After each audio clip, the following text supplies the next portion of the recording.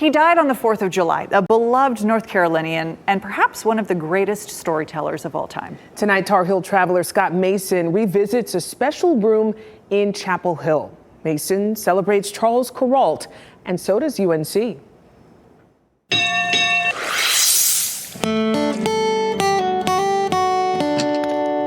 I think he showed the power of the ordinary person. Charles Kuralt. He was a gentleman. He was a storyteller.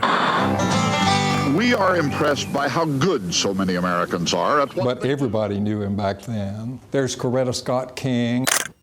There's the Pope. And here is Kuralt's Manhattan office in Chapel Hill. And we moved everything. These are Charles's glasses that he had on the desk then. Kuralt's glasses, his books, his travel guides, the painting of him fly fishing in North Carolina. It was all in his New York office on 57th Street. And now it's at the University of North Carolina, where young Charles went to college. He loved the university so much that he wanted to be buried here on this campus. He is buried on campus. With the daffodil that's named for Charles, the Kuralt daffodil. In Plymouth, Vermont, they think of the 4th of July not only as Independence Day. Charles Kuralt died on the 4th of July, 1997. Which was fitting. Days after his death, the university received permission to preserve his office, to move his office. The walls, the desks, everything. Including the mantle. What do you think when you stand in here? Well, you think about good journalism, you think of Charles, what all he did. Charles Kuralt went on the road. This is Shelton, Nebraska. He told feature stories on the network news. Humiliated by a 104-year-old man.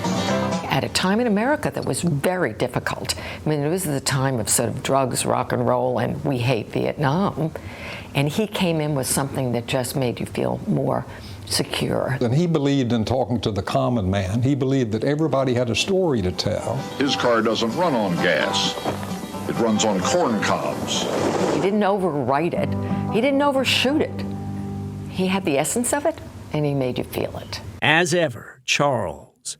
The letter Kuralt wrote to the university system president, asking if there might be space available in the campus cemetery. Very emotional. In there, Charles says that he doesn't think he's dying, and then he died 2 days later of lupus. He was 62 years old. He really defined some of the soul of UNC. And today, UNC honors him with the Charles Kuralt Learning Center. Do you sort of feel his presence here? Yes, you can't help but feel his presence. What a career. Today, the Charles Kuralt Learning Center at UNC is occasionally used for seminars, lectures, and luncheons.